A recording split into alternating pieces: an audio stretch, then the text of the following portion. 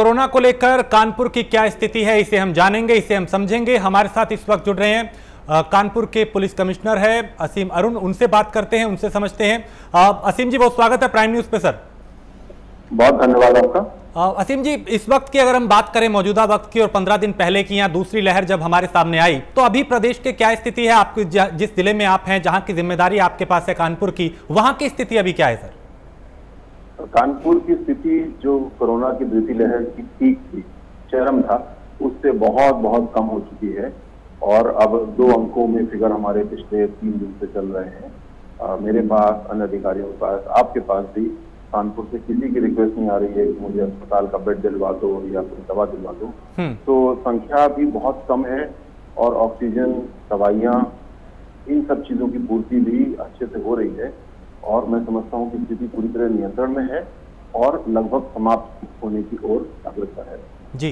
और अरुण जी, क्या कुछ चुनौतियां आप लोगों के सामने आई? क्योंकि हमने देखा दूसरी लहर ने पूरी व्यवस्था को हिला दिया, जो तैयारियां थी वो कम हमारे सामने नजर आई। इस बीच आपके सामने सबसे बड़ी चुनौती क्या रही?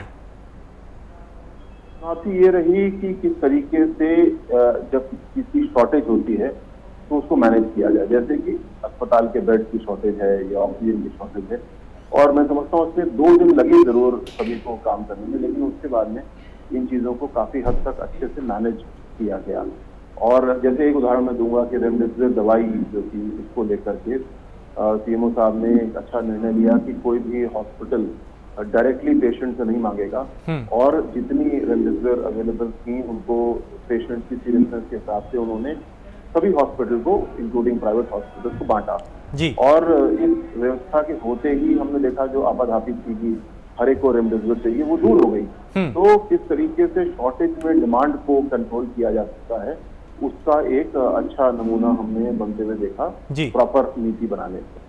और असीम जी, हमने कई लोगों की प्रतिक्रियाएं सोशल मीडिया पे देखी। उनका कहना था कि उन्होंने आपको किसी माध्यम से, चाहे सोशल मीडिया हो, फोन के जरिए, मैसेज के जरिए जब मदद मांगी तो उन तक मदद पहुंची, चाहे रेमडेसिविर इंजेक्शन हो, ऑक्सीजन हो, या जो जरूरत थी उनको वो मदद आपके जरिए पहुंचाई गई। उस अनुभव को आप थोड़ा बता पाए?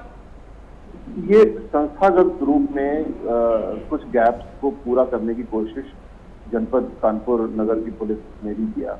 जैसे कि हमारे पास बहुत सारी रिक्वेस्ट आ रही थी कि ऑक्सीजन सिलेंडर नहीं मिल पा रहे हैं जी। वहीं दूसरी ओर करीब 55-60 ऑक्सीजन सिलेंडर हमने पकड़े थे कालाबाजारी और अन्य मुकदमों में। तो उन सिलेंडर्स को लेकर के कोर्ट से आदेश करा के तुरंत हमने अपने पास लिया और हमने एक ऑक्सीजन सिलेंडर बैंक बनाया। और जो सिलेंडर्स के जो फालतू पड़े हुए थे हमारे पास, उनको तुरंत हमने जरूरतमंद लोगों को बांट दिया। जब ऐसा किया तो कई लोगों ने कहा कि हम स्वेच्छा से अपना सिलेंडर दे देते हैं, हमारे पास भी एक्स्ट्रा है।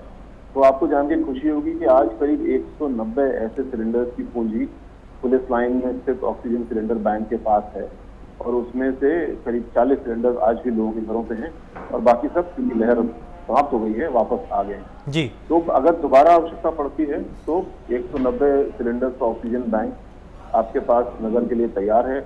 और जो सबसे जरूरतमंद लोग हैं जो अफोर्ड नहीं कर पा रहे थे, उनके घर पे पुलिस की गाड़ी में जाकर के सिलेंडर पहुंचाए। और असीम जी, हमने खुद देखा, आप खुद काफी एक्टिव थे पुलिस कर्मियों के बीच में जाके, लोगों के बीच में जाके, चाहे जागरूक करना हो या फिर कानून का पालन करवाना हो, लॉकडाउन का पालन करवाना हो। इस बीच लोगों का कितना सहयोग सर आपको मिला? क्योंकि लोगों के कंधों पे भी एक बड़ी जिम्मेदारी थी कि जो नियम है उनका पालन करें। लोगों का आपको सहयोग मिला इस महामारी के बीच में? जी, लोगों का भरपूर सहयोग मिला।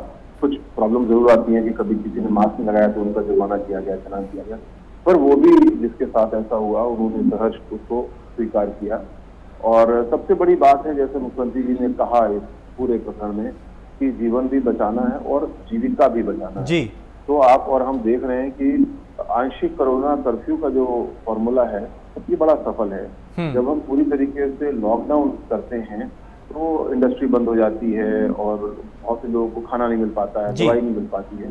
पर अभी जो हम फॉर्मूला देख रहे हैं, इसमें लगभग सारी आवश्यकताएं पूरी हो रही हैं, और जो नहीं हो पा रही हैं तो लोग पुलिस को कॉल करते हैं 112 के माध्यम से, और हम लोग पूर्ति कराते हैं। पर ये मोस्टली जो वरिष्ठ नागरिक हैं उनके पास ऐसी जरूरत पड़ती है।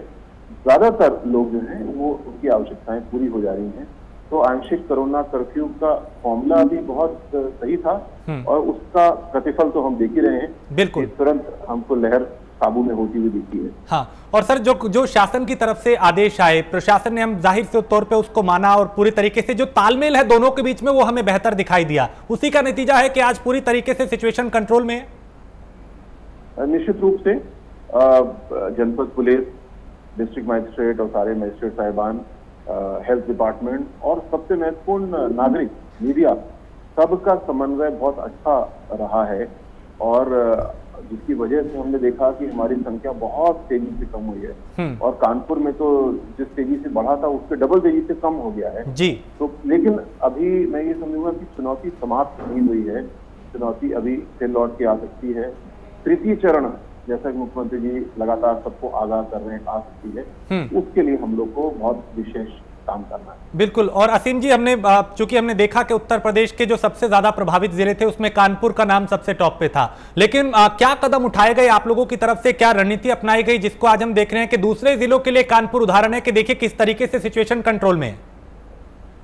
दो तरह की रणनीतियां इसमें थी। एक सख्ती वाली रणनीति थी जो कि आंशिक कोरोना कर्फ्यू को बहुत सख्ती के साथ में लागू किया गया और जो लोग बाहर आ रहे थे उनको मास्क उनके द्वारा प्रयोग किया जाना, शारीरिक दूरी का प्रयोग किया जाना, इनमें बिल्कुल जीरो टॉलरेंस की नीति अपनाई गई और बहुत सख्ती की गई। दूसरा जो और बड़ा इससे कदम है वो डिस्ट्रिक्ट मजिस्ट्रेट साहब ने दोनों के निर्देशन में के सहयोग से कराया, वो ये कि डिमांड को बहुत अच्छे से मैनेज किया गया।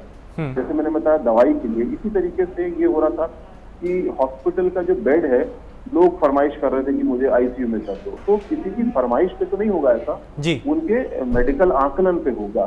तो ऐसी मेडिकल टीम्स बनाई गई जो ये सुपरवाइज कर रही थी खासकर प्राइवेट हॉस्पिटल्स को कि इस व्यक्ति को, इस पेशेंट को आईसीयू की जरूरत है, एचडीयू की जरूरत है, वार्ड की जरूरत है या घर जा सकते हैं। क्योंकि मुझे कहते हुए बुरा लगता है, कई लोगों के अंदर ऐसी स्थिति आ गई कि उनके 7 दिन हो गए अस्पताल में, कोविड नेगेटिव है, ठीक है, फिर भी वो कह रहे हैं कि मुझे 2-3 दिन रखे रहो क्योंकि उनको डर लग रहा है। तो 3 दिन किसी स्वस्थ, लगभग स्वस्थ व्यक्ति को रखें या जो बीमार व्यक्ति लाइन में बाहर खड़ा उसको लिया जाए जी। इस चीज का, इस डिमांड को कंट्रोल करने का बहुत अच्छा फॉर्मूला कानपुर में अपनाया गया और उसके जरिए जो हॉस्पिटल की भीड़ थी, दवाई की भीड़ थी, ऑक्सीजन की भीड़ थी, उसको मैनेज किया गया बहुत जी।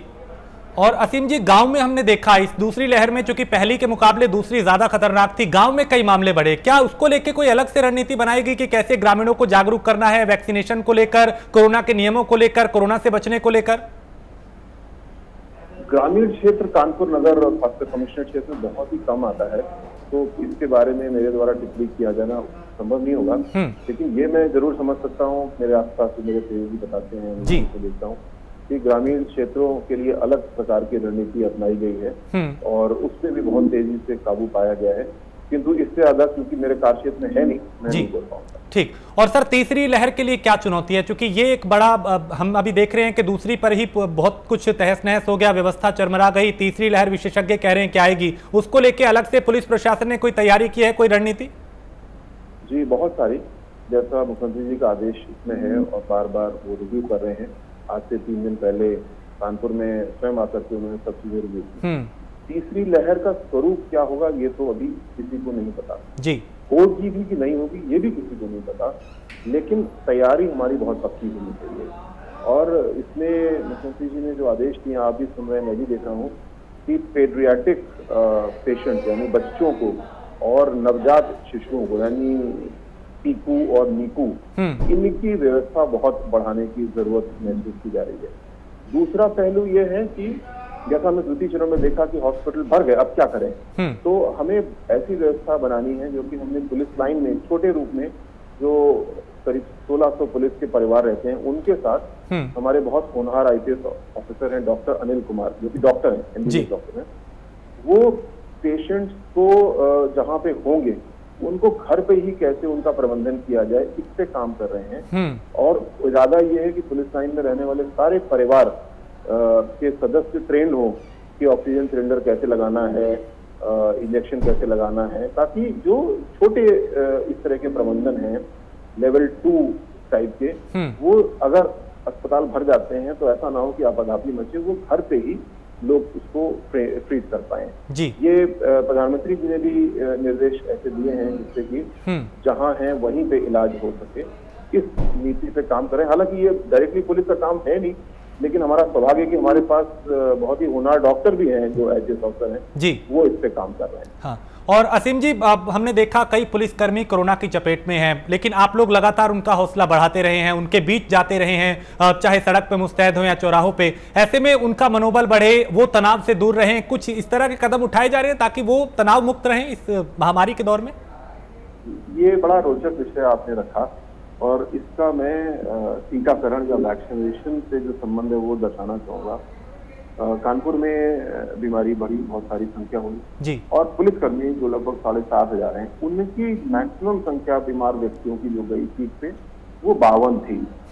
मतलब जो नॉर्मल पॉपुलेशन में संख्या थी और पुलिस में थी, वो पुलिस में बहुत कम थी। दोनों में क्या अंतर होता है? दोनों तरफ इंसान, क्योंकि यहाँ पे टीकाकरण बहुत तेजी से हो चुका है फ्रंटलाइन वर्कर के रूप में। 92% हमारा टीकाकरण पूरा हो चुका है। तो अगर किसी के मन में टीके के बारे में संशय है तो वो आप हमारे अनुभव को देखिए। इसी कानपुर में पुलिसकर्मी बहुत कम बीमारी से शिकार हुए और ठीक भी हो गए। केवल 2 दुर्भाग्यपूर्ण मृत्यु हुई और वो दोनों लोग ऐसे थे जिनका कि टीका नहीं लगा था। तो मतलब जिनका पुलिसकर्मी में टीका लगा था वो या तो बीमार नहीं पड़े, बहुत कम संख्या में पड़े, और अगर पड़े तो पूरी तरीके से ठीक हो गए जी। तो टीकाकरण जो है यही इसका पुख्ता इलाज है, प्रिवेंशन है। इसी पे सारा ध्यान इस समय कानपुर में केंद्रित किया जा रहा है। आपको जान के खुशी होगी कि जो हमारा प्रसिद्ध क्रिकेट स्टेडियम है ग्रीन पार्क, वहां पे मल्टीपल कैंप लगाए जा रहे हैं कल से, जिससे कि लोग वहां पे आए, भीड़ भाड़ ना हो, एक एक करके आए, व्यवस्थित तरीके से टीका लगाएं और काम हमारा तेजी से जी। और असीम अरुण जी, हमने इस मुश्किल वक्त में, इस महामारी के बीच में कई पुलिसकर्मियों की ऐसी तस्वीरें देखी जो सकारात्मक थी, जिनमें उन्होंने लोगों की मदद की, चाहे ऑक्सीजन सिलेंडर पहुंचाना हो, रेमडेसिविर इंजेक्शन हो, अंतिम क्रिया तक में वो शामिल हुए। हम उम्मीद करें कि आने वाले वक्त में भी, इस चुनौती में भी, इस तरह की सकारात्मक तस्वीरें आती रहेंगी पुलिस की। पुलिस के सामने हमेशा ये चुनौती है कि वो सख्ती भी करे और संवेदनशील भी रहे। तो जो पिछला समय रहा है वो संवेदनशीलता प्रदर्शित करने का था और केवल संवेदनशीलता प्रदर्शित करने का था जी। तो मुझे बहुत संतोष होता है कि हमारे सभी साथियों ने बिना मेरे किसी प्रशिक्षण कराए या ऐसा कुछ किए, स्वतः उनके अंदर का जो जागरूक इंसान है और एक अच्छा नेक दिल इंसान है वो प्रकट हुआ। आपसे मैं सर यही चाहूंगा कि कोई आप गुजारिश, कोई अपील लोगों से करना चाहें, जो जनता इस वक्त आपको देख रही है सोशल मीडिया पे भी, प्राइम न्यूज पे भी, आप कुछ अपील करना चाहें? जरूर। मैं समझता हूं कि जो आंशिक कोरोना कर्फ्यू है ये अभी कुछ समय है, इस पे अतिशीघ्र सरकार निर्णय लेगी और इसको धीरे धीरे हल्का किया जाएगा। लेकिन जब तक आंशिक कोरोना कर्फ्यू है, इसकी जरूरत है, इसलिए है। और हम लोग कुछ लोगों को देख रहे हैं कि वो इसकी ढिलाई चाहते हैं या ढिलाई स्वयं कर ले रहे हैं, तो ये गलत है। फिर हम लोग वापस हो सकता है परेशानी वाली स्थिति में चले जाएं। तो जो नियम बनाए गए हैं उनका पूरी सख्ती से पालन करें और जैसा मुख्यमंत्री जी की अपेक्षा है, हमको अपनी क्षमता वर्धन करनी है, कैपेसिटी बिल्ड करनी है। हमारी पुलिस लाइन में छोटा सा अस्पताल है 16 बेड का, उसको हमने मजबूत किया, उसको और अच्छा कर रहे हैं। तो ऐसे जहां जहां किसी संस्था के पास में अस्पताल हैं उसको उच्चीकृत किया जाए, जहाँ पे हॉल है तो उसको अस्पताल के रूप में कन्वर्ट किया जाए। इसमें विभिन्न कंपनियां कॉर्पोरेट सोशल रिस्पॉन्सिबिलिटी के तहत CSR में बढ़ चढ़ के कंट्रीब्यूशन कर रही हैं जी। तो आने वाले कुछ महीने हमारे लिए सब इसी बात पे निर्भर करेंगे कि हम क्षमता वर्धन कैसा कर पा रहे हैं। वो कोविड की अगली लहर में भी काम आएगा और सामान्य रूप से स्वास्थ्य सेवाएं तो अच्छी होनी ही चाहिए हमारी, उनको हमेशा हमको सुधार करना चाहिए। तो जैसे पुलिस लाइन में हम लोग इसको इम्प्रूव कर रहे हैं, यदि आपके कार्य क्षेत्र में कोई ऐसा हॉस्पिटल है, कोई ऐसे हॉल है, तो उनको इम्प्रूव करें। और असीम जी, क्या इस मुश्किल वक्त में जो सामाजिक संस्थाएं हैं, जिम्मेदार लोग हैं, वो आगे आए आपका सहयोग करने के लिए कि देखिए आप कम से कम जा रहे हैं बीच में, तो आप हमारी तरफ से मदद कीजिए, मिलके इस मुश्किल वक्त में निपटा जाएगा? तो बहुत बड़ी संख्या में हमारे पास पहले कुछ लोग व्यक्तिगत जो परिचित हैं वो रिक्वेस्ट कर रहे थे, फिर हमने सोशल मीडिया पे एक मैसेज डाला कि जो लोग जुड़ना चाहते हैं पुलिस से वो बताएं। तो आपको खुशी होगी 24 घंटे में करीब 450 ऐसी संस्थाएं और व्यक्ति थे जिन्होंने तुरंत वॉलंटियर किया। इनको हमने थानावार सूचीबद्ध किया और थाना अध्यक्षों से सीधे संपर्क करा दिया। इसका परिणाम ये है कि कोई व्यक्ति है जो एक दिन में 20 पैकेट खाना दे सकता है और कोई 2000 पैकेट खाना दे सकता है। दोनों का अपना अपना महत्व है और जिस प्रकार की आवश्यकता है उसी प्रकार थाना प्रभारी रिक्वेस्ट कर लेते हैं, अनुरोध कर लेते हैं और एक नागरिक दूसरे नागरिक की मदद कर रहा है। पुलिस इसमें कोऑर्डिनेटर का रोल अदा कर रही है और इसमें किसी भी प्रकार की कमी महसूस नहीं हो रही, बल्कि ज्यादा लोग हैं जो कहते हैं कि मुझे अभी तक पूरा अवसर नहीं मिला, मुझे जल्दी अवसर दिया जाए, मैं अपना योगदान करना चाहता हूँ। और सर आखिर में जाते जाते आप ये बता देंगे कि इस दूसरी महामारी के बीच में सबसे बड़ी चुनौती क्या आई और आगे जो तीसरी लहर ना आए, हम तो कोशिश ये करेंगे कि तैयारी ऐसी हो, लेकिन अगर आती है तो उससे कैसे निपटा जाए, इसको लेके आप कुछ बताएं और लोगों से भी अपील करें कि ये आपको नहीं करना जो आपने गलतियां भी की। ये सवाल तो मेरी क्षमताओं से ऊपर है, मैं मेडिकल एक्सपर्ट नहीं हूँ कि मैं तीसरी लहर के बारे में कोई टिप्पणी करूँ, लेकिन हमें ईश्वर से प्रार्थना करना चाहिए सब अच्छा रहे, लेकिन तैयारी खराब से खराब ठीक में करना चाहिए। जैसा कि सैनिक फिलॉसफी में कहा जाता है, hope for the best, prepare for the worst. तो यही अगर मैं मंत्र देने के काबिल हूँ तो यही दे सकता हूँ। चलिए बहुत शुक्रिया असीम अरुण जी, आपने प्राइम न्यूज़ को वक्त दिया और अपना ख्याल रखें सर। बहुत पैंडेमिक में आप लोग लगातार एक्टिव हैं, लोगों के बीच जा रहे हैं और आप जैसे अफसरों की बहुत जरूरत है। बहुत शुक्रिया प्राइम न्यूज़ से वक्त देने के लिए, बात करने के लिए। तो ये कानपुर के कमिश्नर थे असीम अरुण, जिन्होंने बताया कि मौजूदा वक्त में क्या हालात हैं, उससे कैसे निपटा जा रहा है और आगे की निपटने की तैयारियां क्या है।